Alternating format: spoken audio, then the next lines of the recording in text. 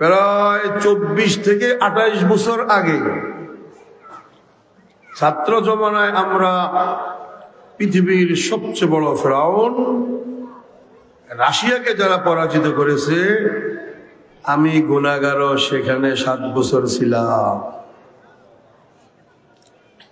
এরপরে আমেরিকাকে যারা পরাজিত করেছে তাদের সাথেও আমরা 29 দিন সেই যুদ্ধে ছিলাম। বলবেন হুজুর আপনি তো পুরান বক্তা, এতদিন তো ভুলো এই কথাটা বলেন নাই। বলার তেমন শক্তি ছিল না, স্টেজে ফেরাউন বসা থাকতো। ডান দিকে তাকাইলে 2 ফেরাউন চেয়ারম্যান বসা, বাম দিকে তাকাইলে উপজেলা ফেরাউন বসা।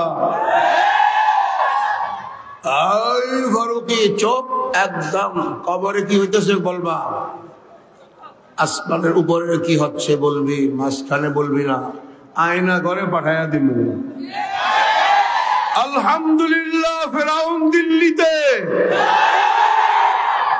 এখন নিজ চোখে জিব্রাইল, ইসরাফিল, মিকাইল, মুরদিফিন, মুনজিলিন, মুসাব্বিমিন ফেরেশতা যুদ্ধের ময়দানে আমরা যে দেখেছি সেই কারগুজারি আপনাদেরকে শোনাবো ইনশাআল্লাহ। তাবলীগের ভাইয়েরা যখন অস্ট্রেলিয়া, আফ্রিকা থেকে আসে কারগুজারি শোনাইলে ইমান তাজা হয়, উদ্বুদ্ধ হয়, চিল্লার জন্য ঝাঁপায়া পড়ে। আমরা কিন্তু এতগুলো আল্লাহর নুসরত কুদরতি ঘটনাগুলো কখনো বলতে পারি নাই। খুব কম গোপনে গোপনে 2-1টি বলছি, ওপেন বলতে পারি নাই। এখন আমরা সুবহানাল্লাহ, একবার বাংলাদেশ স্বাধীন হয়েছে কিন্তু নামে স্বাধীনতা।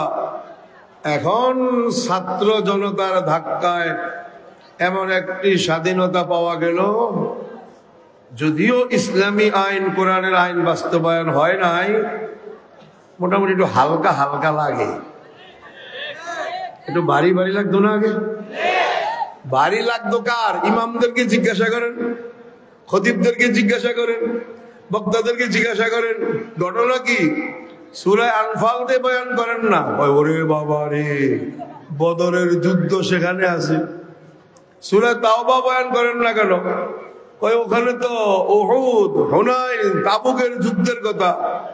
যেই দিন বলবো সেই দিন চাকরি শেষ। কথা বুঝুন নাই? ওনারা বুঝতে পারে হালকা হয়েছে না বোঝা আছে, ওনারা বলতে পারবে, ঠিক কিনা বলেন? ইমাম সাহেব কয়, ও আলহামদুলিল্লাহ আমি মুক্ত। কিভাবে মুক্ত? তোমার হাতে কি হ্যান্ডকাপ ছিল নাকি? কয় না, এখন যখন যেখান থেকে মনে চায় কোরআনের আয়াতে তাফসীর করতে পারি। সুবহানাল্লাহ। কথা বুঝুন নাই? তাহলে আগে ভাগে একটা স্যালুট দিয়ে দিই আমরা। বৈষম্য ছাত্র জনতা, স্যালুট তোমাদেরকে, সালাম। যেই কাজটা হেফাজতে ইসলাম চেষ্টা করেও, জামাত ইসলাম ছাত্র শিবির চেষ্টা করেও, ছাত্রদল বিএমপি চেষ্টা করেও ফেরাউনকে নামাইতে পারে নাই। তোমরা একটা ধাক্কা দিলা ফেরাউন দিল্লিতে। আমরা এখন সবাই মিলে যদি আরেকটা ধাক্কা দেই, শাহজালাল ইয়ামানির জমিনে, মুহাম্মদুল্লাহ হাফিজি হুজুরের জমিনে খেলাফত প্রতিষ্ঠিত হয়ে যাবে। একটা ধাক্কা লাগবে, একটা ধাক্কা। কয়টা ধাক্কা? একটা ধাক্কা দিয়ে তো ফেরাউন শেষ। অনেক হালকা করে দিছে না আমাদেরকে? কত শহীদ হওয়া লাগতো। এখন আর আমাদের শহীদ হইতে হবে না, চেষ্টা করলে হবে ইনশাআল্লাহ। শুনলাম মামুনুল হক সাহেব বলতেছে হাত মিলাইয়া ফেলাইছে। কার সাথে হাত মিলাইছে? হয়তো ভিতরে কোনো একটা ইসলামী জোট, ইত্তেহাদ, ইত্তেফাক হইতেছে। খবর রাখেন না নাকি? যদি হয়ে যায় ইনশাআল্লাহ, আরো জোর করে ইনশাআল্লাহ। আমরা তো বুড়া হয়ে গেছি, যুবক ভাইয়েরা এই যৌবনটা আল্লাহর দিন কায়েমের জন্য দিতে প্রস্তুত? ইনশাআল্লাহ প্রস্তুত। তাহলে তো আশা করি নরেন্দ্র মোদী আমাদের সামনে এখন হইল 1 নম্বর ফেরাউন। রাশিয়া ফেরাউন শেষ, আমেরিকা ফেরাউন শেষ। তালাশ করে দেখলাম জালিম সরকার ছিল, ছাত্রদের ধাক্কায় গেছে ফেরাউনের কোলে। রাত্রে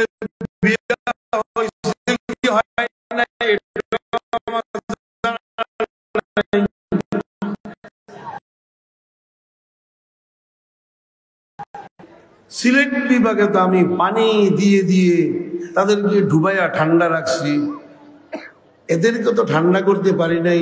36 বছর পরে জামাই বউ পরামর্শ করে পানি ছাইরা নোয়াখালী জেলা, ফেনী জেলা, কুমিল্লা জেলা শপথ নিবেন মিরওয়াইজপুর মাদ্রাসার জলসায়। ফেনী জেলা, নোয়াখালী জেলা গোটা বাংলাদেশের ধনী জেলার মধ্যে ঢাকার পরে 1 নম্বর ধনী জেলা। সেই জেলাগুলো পানিতে ডুবাইছে নরেন্দ্র মোদী। 100% তোমার থেকে প্রতিশোধ দিব ইনশাআল্লাহ।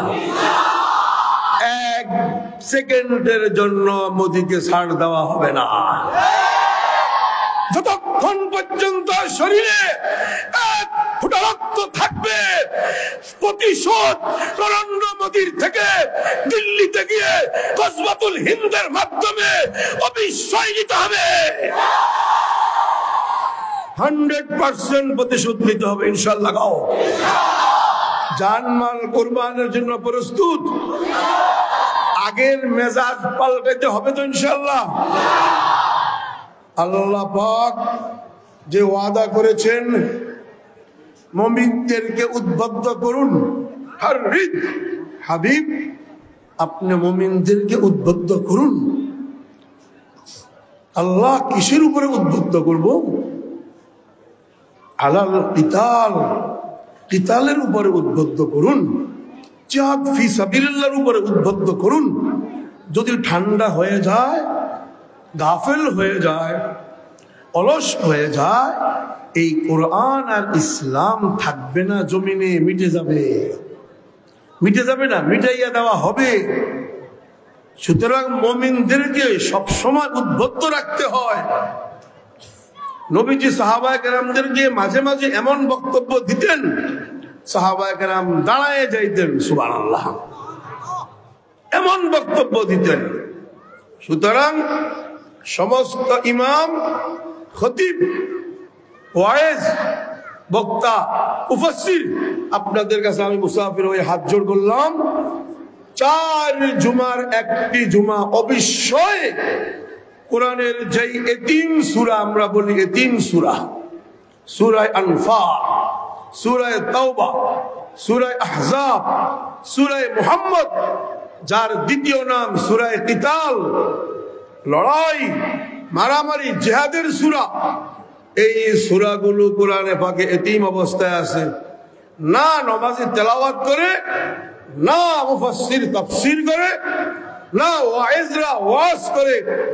4 জুমায় অবশ্যই জিহাদ ফি সাবিলিল্লাহর গুরুত্ব, আহমিয়ত, ফজিলত এখন থেকে সকল ইমাম, খতিব, আলেম, ওলামা বয়ান করব ইনশাআল্লাহ। যেই সমাজে জিহাদ নাই, সেই সমাজের মানুষ কখনো মাথা উঁচু করে দাঁড়াইতে পারে না। গোলাম হয়, গোলাম, গোলামি করতে হবে। সারা জীবন হাতে চুড়ি রাখতে হবে, হাতে চুড়ি। রদু বিআইয়াকুনু মাল খাওয়ালিফ, মুনাফিকরা চুড়ি পরে খাওয়ালিফ মহিলাদের সাথে হায়েজ নেফাস এত ভালো লাগে, হায়েজ নেফাসের সাথে বসে আছে, তাবুকের যুদ্ধে যায় না। সুতরাং এখন থেকে আমাদেরকে হারিদ উদ্বুদ্ধ করুন, আলাল মুমিনিন, মুমিনদেরকে, মুমিনদেরকে আলাল কিতাল, কিতালের উপরে করবেন ইনশাআল্লাহ। মুসল্লিয়ান کرام, আল্লাহ পাক কোরআনে পাকে এতগুলো বিধি বিধান অবতীর্ণ করেছেন। নামাজ, রোজা, হজ, যাকাত, চোরের হাত কাটা, জিনাগারির দৌড়া মারা, আরো বিধানের 500 আহকামের আয়াত। এর মধ্যে উল্লেখযোগ্য একটি বিধান হলো জিহাদ ফি সাবিলিল্লাহ। ইতিহাসে আমরা দেখেছি যেই জাতি গোষ্ঠী ধরে রেখেছে, সম্মানের সাথে জীবন যাপন করেছে, যারা ছেড়ে দিয়েছে, ইযা তারাকতুমুল জিহাদ লাসাল্লাতাল্লাহু আলাইকুমুজ জিল্লাহ, সেই জাতি গোষ্ঠীর উপরে আল্লাহ পাক লাঞ্ছিতময় আযাব চাপাইয়া দিয়েছে। একমাত্র আফগানি জাতি, একমাত্র সোমালিয়ান জাতি, একমাত্র ইথিওপিয়ান আফ্রিকান জাতি এই জিহাদ ফি সাবিলিল্লাহকে ধরে রাখার কারণে বড় বড় ফেরাউন ঠান্ডা হয়ে গিয়েছে। যেই দিন বাবরি মসজিদে আক্রমণ হয়, সেই দিন যদি মুসলমান আল্লাহর কোরআনের এই বিধান জিহাদকে ব্যবহার করত, নরেন্দ্র মোদী সেই দিনে ঠান্ডা হয়ে যাইত। কিন্তু মুসলমান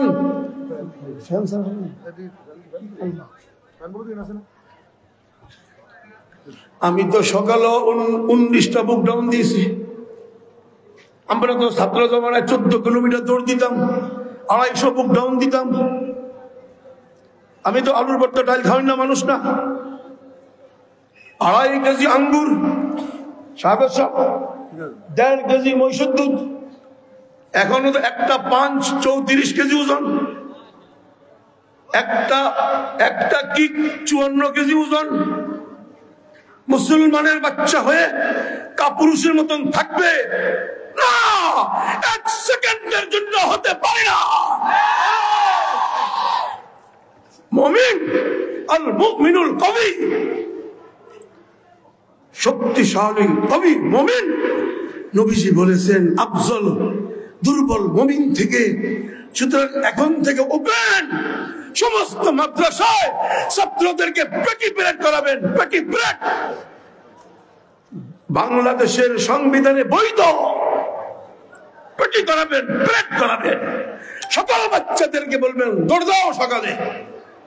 ছাত্র স্মার্ট থাকবে। নবীজি সাল্লাল্লাহু আলাইহি সাল্লামের সিনা মুবারক শামাইলে তিরমিজি কি বলে? পেট বড় ছিল না, না সিনা মুবারক উঁচু ছিল? পেট ফিটিং ছিল কি ছিল না? ছিল। কেন? নবীজির তলোয়ার ছিল 11টা। কয়টা? ইনসাফ করে বলুন, এত মানুষ, হাজার হাজার মানুষের মধ্যে কার তলোয়ার আছে? হাত উঠান। একজনের তলোয়ার আছে, আল্লাহু আকবার, ইজ্জত রাখছে। একজন মানুষের তলোয়ার আছে। আমাদের উস্তাদ, আমার উস্তাদ শহীদুল্লাহ সাহেবের উস্তাদ মুফতি রশিদ আহমদ লুধিয়ানবী, একসাথে আমরা খানকায় ছিলাম। আমি হুজুরের বডিগার্ড ছিলাম, খাদেম। উনি সেখানে শিক্ষক, করাচি মুজাহিদ কলোনি। মুফতি রশিদ আহমদ লুধিয়ানবীর খানকায় ঢুকলে উনি ইন্দিরা গান্ধীর জমানায় লাঠি ঘুরাইয়া গোল্ড মেডেল পাইছে ভারতবর্ষে। সুবহানাল্লাহ। অথচ আহসানুল ফাতাওয়া, কত কঠিন ফতোয়ার কিতাব তরতিব দিয়েছেন সেই বড় মুফতি রশিদ আহমদ লুধিয়ানবীর খানকায়। যেই দিন আল্লামা আহমদ শফি সাহেব ঢুকছেন, আমারে কয়, তুমি কি বাংলাদেশি? আমি জি হুজুর। এগুলো কি? আমি কি, এটা হইল 303। এটা কি? এস চিনাই রাইফেল। এটা কি? AK-47 Kalashnikov. এটা কি? TT pistol Russian. এটা কি? তলোয়ার। এটা কি? হযরত দিল্লিতে লাঠি খেলে গোল্ড মেডেল পেয়েছেন, যেখানে ফতোয়া দেয় বসে, চার আশপাশে তলোয়ার, বন্দুক, পিস্তল ঝুলতেছে। এই হলো মুফতি রশিদ আহমদ লুধিয়ানবী। আল্লাহু আকবার। শয়তানও সেখানে প্রবেশ করতে ভয় পাবে। আমরা সুবহানাল্লাহ, গোল গোল বাতাসা, সুবহানাল্লাহ সুবহানাল্লাহ, কি মজারে বাতাসা। 5 জন হাঁটলে মার্কেটের মানুষ আমাদেরকে ঠাট্টা করে, হুজুর কোথায় যান? কোন বাড়িতে মিলাদ? ইন্না লিল্লাহি ওয়া ইন্না ইলাইহি রাজিউন। কোথায় যান? সর্বোচ্চ আমাদেরকে বলে গাড়ি নিয়ে যখন বাইর হয়, হুজুর কোন এলাকায় মাহফিল, চিন্তা করেন, হয় জানাজার নামাজের কথা বলবে, না হলে মিলাদের কথা বলবে, সর্বোচ্চ মাহফিলের কথা বলবে। কখনো এই কথা বলে না, হুজুর আপনারা কি যুদ্ধে যাইতেছেন, আপনারা কি ঘোড়া নিয়ে যাইতেছেন, আপনারা কি প্রশিক্ষণে যাইতেছেন, আপনারা কি গজওয়াতুল হিন্দে যাইতেছেন, আপনারা কোথায় যাচ্ছেন? এই জাতীয় কল্পনা ধারণা মানব জাতির ভিতরে আলেম উলামাদের বিষয় নাই নাই নাই। অথচ টাইটেল কি? আল উলামা ওয়ারাসাতুল আম্বিয়া, নবীগণের ওয়ারিস আমাদের টাইটেল। আফসোস, টাইটেল নবীগণের ওয়ারিস। তাহলে দাউদের যুদ্ধ কোথায়? ইব্রাহিমের ফাইট কোথায়? নূহ আলাইহিস সালামের সেই তাবলীগ কোথায়?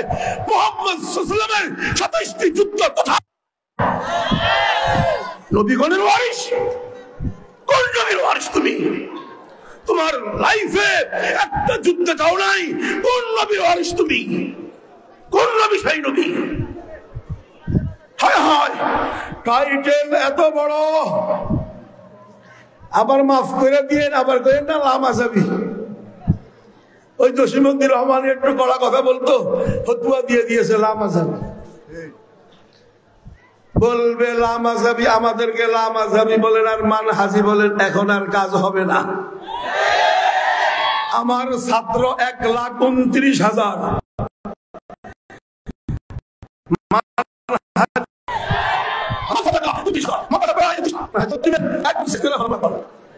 এখন আর ফেরাউন নাই। যখন আমরা পাকিস্তান থেকে আসলাম লেখাপড়া শেষ করে, আমারে কয় চলো এই জঙ্গি, চলো কোথায়? মেহমান খানায়। আমি কে সুবহানাল্লাহ, ঠিক আছে চলো। সাদেক ভাই রংসা দিতে হবে, এবার কি স্টেজ দুলবো? ফ্যান নাই, রংসা নাই, চলো কোথায় যেতে হবে? মেহমান খানায় যেতে হবে। ঠিক আছে চলেন। আল্লাহর কি কুদরত, পুলিশ গোয়েন্দা ছিল না, ডিজিআইএফ সেনাবাহিনীদের সর্বোচ্চ হাই লেভেলের গোয়েন্দা ছিল। সুবহানাল্লাহ। যখন আমাকে কালা গাড়িতে নিয়ে যাইতেছে, সেখানে ছিল কর্নেল গুলজার, যে কর্নেল গুলজার পিলখানায় শহীদ হয়েছে, সুন্দর চেহারা। আমাকে বলে হুজুর সত্য সত্য বলবেন। আমি কে কর্নেল সাহেব আপনি চাকরি করেন, আমি আলেম না নবীর নায়েব, সত্য বলবো মানে আল্লাহ কাটা যাইতে পারে, মিথ্যা বলবো না। হ্যাঁ গো, কি রে এদের ডরায় ডরায় না? ঘটনাটা কি? কালা সেই গাড়ি, 4 জন পিস্তলওয়ালা, একজন কর্নেল মেজর নিয়ে যাইতেছে আর বলতেছে যুদ্ধ করছেন? আমি অবশ্যই। কার সাথে? রাশিয়ার সাথে। আর কার সাথে? আমেরিকার সাথে। আরেকজনকে কি হেঁটে ডরায় না? হেঁটে ডরায় না। কর্নেল গুলজার ভয় পাবে কেন? উনি তো মুজাহিদ। কর্নেল গুলজার ছিল ধার্মিক। এরপরে কয় যুদ্ধ করছেন? অবশ্যই। এই দেশের সাথে এই দেশের সাথে। কয় 2-1 সেনাবাহিনী মারছেননি? আমি কি 2-1 কেন, এক যুদ্ধে মেশিন গান টান দিলাম, 18টা পড়ছে। Russian red force. যখন বলছি 18টা পড়ছে, কর্নেল গুলজার হাত টান দিয়া কয় এই হাতে মারছেন? আমি মনে মনে করি গ্রেফতারি থেকে বাঁচলাম। যে এবারে আমার হাতে চুম্মা খায়, হ্যাঁ কি হ্যান্ডকাপ লাগাইবো? হ্যাঁ তো আমার মুরিদ হয়ে গেছে। কি হয়ে গেছে? সুবহানাল্লাহ। একটু চা খাইয়া নেবে।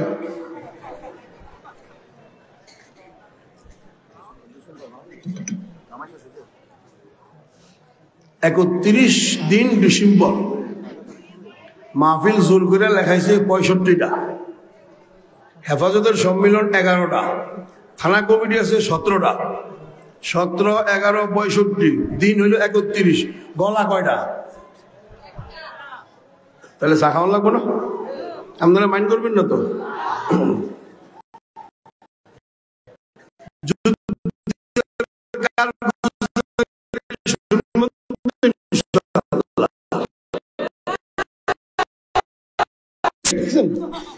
শিখে নাই পাঁচ ঠেকাই যাবে না, শিখে নাই। তাহলে এই ছেলেটাকে ভারতের সৈন্যরা কিভাবে জবাই করবে? আরে কথা কথা ঘাসি জবাই করে না, আমাকে ভারতের সৈন্য মারতে হোক। এইরকম সৈন্য জন্ম হয়েছে, হয়তো মেশিন গান উঠানোর সাথে সাথে 3 সেকেন্ডের ভিতরে তার অস্ত্র আমার হাতে চলে আসবে। এত বড় মালাউন কচ্ছপ ঘোর মূর্তি পূজারী জন্মে তো হয় নাই, আমাদের সাথে ফাইট করবে। জন্মে তো হয় নাই এখনো। রাশিয়া ফেল, আমেরিকা ফেল, কচ্ছপ খায়, সুবহানাল্লাহ, পেশাব খায়, কি খায়? হে আবার আমাদের লোক যুদ্ধ করবো, সুবহানাল্লাহ।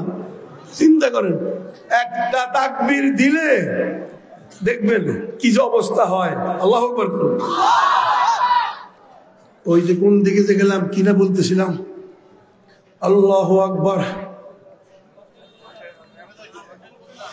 কর্নেল গুলজার, ধন্যবাদ কর্নেল গুলজার। আরো অনেক কিছু জিজ্ঞাসা করলো, হুজুর মেশিন গান কি চালাইতে পারেন? কি দিয়ে যুদ্ধ করছেন? আমি হাইসা বলতেছি, মিয়া আপনিও তো একটা ড্রামা লাগে। যুদ্ধ করছি, মেশিন গান চালাইতে পারেন? এটা কোনো কথা হইলো? এটা জিজ্ঞাসা করেন কয়টা মেশিন গান পারেন, কয়টা পারেন, এটা না জিজ্ঞাসা করবেন। কয়টা পারেন? আমি কি মোটামুটি 59টা পারে। যখন বলছি 59টা, আরেকজন কয় কি এই কর্নেল গুলজার নাকি তার সিরা সিরা লাগে লাগে 59টা। আমরা কর্নেল হয়ে 27 বছর সার্ভিসে আছি, এত প্র্যাকটিস, এত ট্রেনিং, এত কৌশল। আমরা পারি 11টা, আর হুজুরে বললে 59টা পারি। কয় তার সিরা? আমি কই না, তার সিরা না, সেখানে এত কঠোরতা নাই। আপনাদের এখানে তো অনেক সিস্টেম আছে, সাবজেক্ট আছে, কে কয়টা শিখবে, অনেক শক্ত ট্রেনিং। আমাদের ওখানে এমনটা না, যার যেটা মনে চায় ইজি। সুবহানাল্লাহ। একটু পরে 2.5 ঘন্টা হয়ে গেল। কয় হুজুর খিদা লাগছে নি, চলেন খানা খাইতে যাই। আমি কি খিদা মিদা আমাদের তো সমস্যা হয় না। রাশিয়ার সাথে একটা যুদ্ধে আমি 4 দিন 5 রাত্র বরফ চাবাইয়া খাইছি। সুতরাং তোমার এই 2.5 ঘন্টার ক্ষুধা আমাদের কোনো সমস্যা না। বলার সাথে সাথে আরো পাজা কইরা ধরা কয় আপনার মেহমানদারি আমি করাবো। সুবহানাল্লাহ। নিশ্চিত হয়ে গেলাম আজকে আর গ্রেফতারি। সুবহানাল্লাহ। নিয়ে গেল হোটেল শেরাটনে। হায় রে, খাওন কারে কয়। 4 জন বিল আসছে 6,300 টাকা। খায়া টায়া কয় হুজুর বদদুয়া দিয়েন না, একটা যুদ্ধ করতে পারলাম না ভারতের সাথে, আপনি হুজুর হয়ে কত সওয়াব কামাই করছেন। আমি মনে মনে করি তাড়াতাড়ি ছাইরা দেবে না, এটা কিন্তু বদদুয়া দিব। মনে মনে বুঝছি এটা। ও মা, সত্য সত্য। কয় লালবাগের দিকে যাইতেছে গাড়ি, লালবাগের সামনে আমার একটা লাইব্রেরি আছে আতরের, ইসলামিক দোকান, সেখানে নামায়া কয় বদদুয়া দিবেন না। চলে গেছে। ওই যে রিপোর্ট দিছে তারা, হাই লেভেলের গোয়েন্দা, ওই রিপোর্টটা এত ফায়দা হয়ে গেছে, বিগত 20 বছরে সেই রিপোর্টের ভিত্তিতে কোনো পুলিশ আমাকে গ্রেফতার করে নাই। অনেক সাথীরা সন্দেহ ছিল, আজকে খোলাসা বলে দিলাম। কি রে, এত জিহাদি বয়ান করে গ্রেফতার করে না, ঠিক কিনা? আসল রিপোর্ট হইল কর্নেল গুলজার, আল্লাহ তাকে জান্নাতুল ফেরদাউস দান করে দিও। মুসল্লিয়ান কেরাম, আল্লাহ পাক এই কোরআনে পাকে এতগুলো বিধি বিধান অবতীর্ণ করেছেন। নামাজ 82টি আয়াত তাকরার সহ নামাজ সম্পর্কে, হজ, যাকাত, রোজা 17টি, 11টি, 60টি তাকরার সহ 9টি আয়াত অবতীর্ণ করে ফরজ, গুরুত্ব, আহমিয়ত বয়ান করেছেন। কিন্তু একটি বিধান আলাদা। আল্লাহ পাক আয়াতের মাধ্যমে ফরজ করেছেন, বর্ণনা করেছেন, আহমিয়ত ফজিলত গুরুত্বের সাথে বয়ান করেছেন, বর্ণনা করেছেন। সেই বিধানটির নাম জিহাদ ফি সাবিলিল্লাহ, কিতাল ফি সাবিলিল্লাহ। একটি নয়, 100 নয়, 200 নয়, 300 নয়, 484 আয়াত জিহাদের বিষয় আল্লাহ পাক অবতীর্ণ করেছেন। শুধু আয়াত নয়, সূরা আনফাল আধা পারা 10 পৃষ্ঠা, সূরা তাওবা 1 পারা 1 পৃষ্ঠা, সূরা আহজাব, সূরা মুহাম্মদ তার দ্বিতীয় নাম সূরা কিতাল অবতীর্ণ করেছেন। এত বড় গুরুত্বপূর্ণ বিধানকে মুসলমান ছেড়ে দিয়েছে, ঠিক কিনা বলো? কেন ছাড়লেন? ছাড়লেন কেন? এত বড় আল্লাহ পাকের একটি গুরুত্বপূর্ণ বিধান কিভাবে ছেড়ে দিলেন? কত আশ্চর্য লাগে।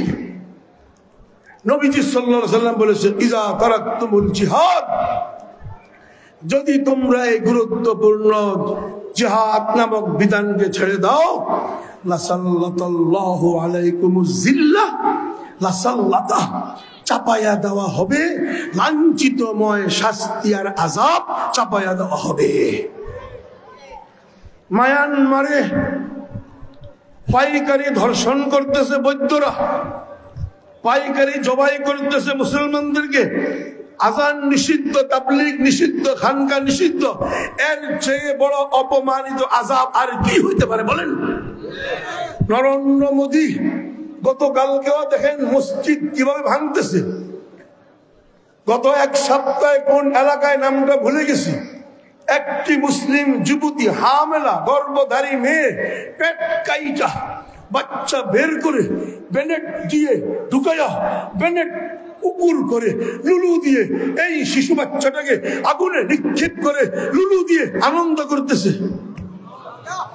বাবরি মসজিদ শহীদ করে দিল। আল্লাহু আকবার। যদি মুসলমান এই জিহাদ ফি সাবিলিল্লাহকে আঁকড়িয়ে ধরতো, এই লাঞ্ছিতময় আযাব চোখে আর দেখতো না।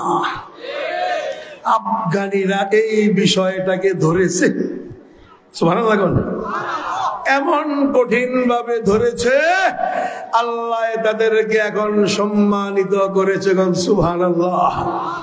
আমেরিকার মতন সুপার পাওয়ার সাইন করে নাকাত কেড়ে, দুলাভাই যাইতে দাও, আসছিলাম মাফ করে দাও, যাইতে দাও, কোনো মতন জান নিয়ে চলে গেছে।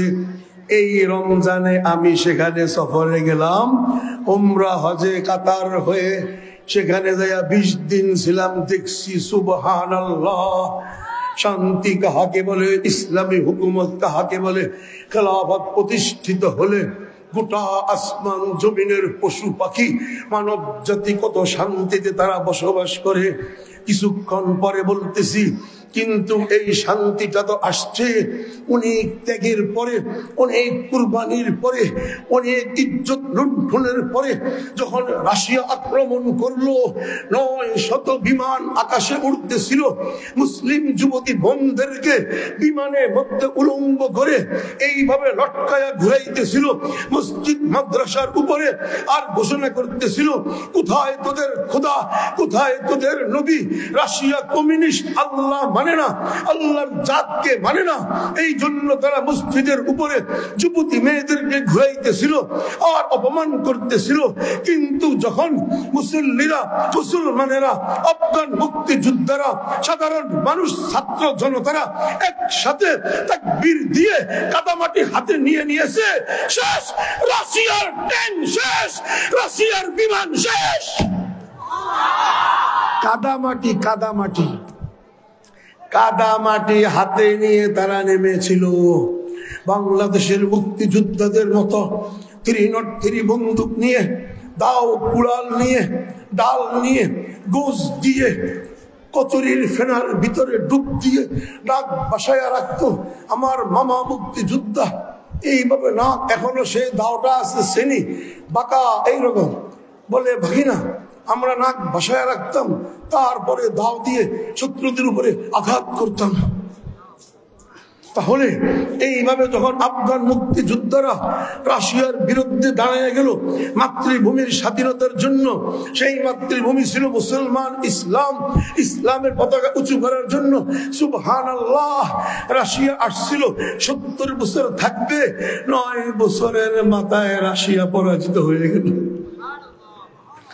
আপনারা বলবেন হুজুর কিভাবে সম্ভব হইল?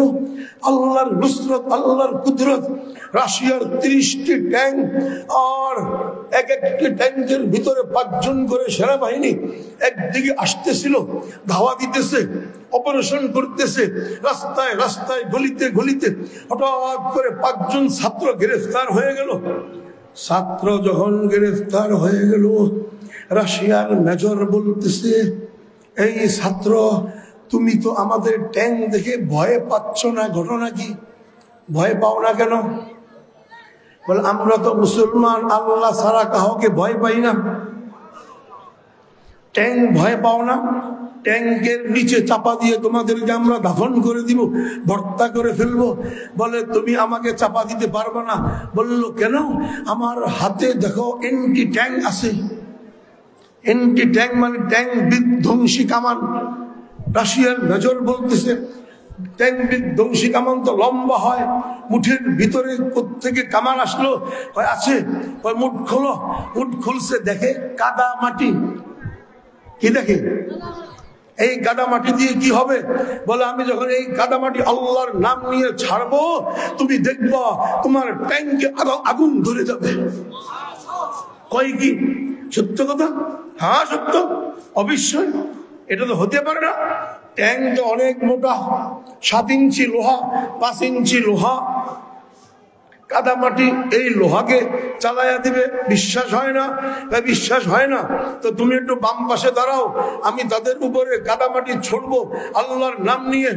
খবরটা তুমি পৌঁছাইয়া দিও। তুমিও যদি মারা যাও, খবর কে পৌঁছাবে? যখন ওই মেজর বলতেছে, ঠিক আছে দেখাও কোন ঈশ্বরের নামে তুমি এই কাদামাটি ছুড়বা। বলবে, তুমি রেডি? হ্যাঁ রেডি। ক্ষতি হলে আমার কোনো দোষ নাই। না, তোমার কোনো দোষ নাই, আমি অনুমতি দিলাম, দেখাও। যদি তুমি দেখাইতে পারো, আমিও মুসলমান হয়ে যাব। সাথে সাথে ইমরান হেদায়েতুল্লাহ পড়তো। পাকিস্তান দারুল উলুম একটা মাদ্রাসা আছে ওখানে, বাফার জোন, দারুল উলুম না, রহমানিয়া মাদ্রাসা, বাফার জোন, করাচিতে বাফার জোন এলাকায়। সেই ইমরান এই মাটিগুলো, আমা রমাইতা ইজ রমাইতা ওয়ালাকিন্নাল্লাহ রমা। তারপরে শাহাতিল বুজু, বুখারীতে আছে শাহাতিল বুজু। এই কথা বলে যখন ছাড়লো, ছাড়ার সাথে সাথে প্রথম ট্যাঙ্কে আগুন ধরে গেছে। প্রথম ট্যাঙ্কের ভিতরে গোলা বারুদ ছিল, ওই গোলা বারুদ বিস্ফোরিত হয়ে পিছনের দিকে হিট করলো। ওই হিটে দ্বিতীয় ট্যাঙ্কে আগুন ধরে গেছে। 3 নম্বর ট্যাঙ্কের ভিতরেও গোলা বারুদ ছিল, সেখানে আগুন ধরে গেছে। সেখান থেকে একটা মিসাইল পিছনের দিকে হিট করলো, 4র্থ ট্যাঙ্কে আগুন ধরে গেছে। দেখতে না দেখতে 7.5 মিনিটে 30 ট্যাঙ্ক, 5 জন করে সেনাবাহিনী জ্বলে হয়ে গেছে। ওই মেজর বলতেছে, ইমরান, যে ঈশ্বরের নামে তুমি কাদামাটি ছুড়লা, সেই ঈশ্বরের এত শক্তি, আমাকেও কালমা পড়াইয়া মুসলমান বানিয়ে দাও। সেই মেজরের সাথে আমি গুনাহগার 2001 সনে কোথায় 89 ঘটনা, 2001 সনে গিয়ে মুসাফা করেছি।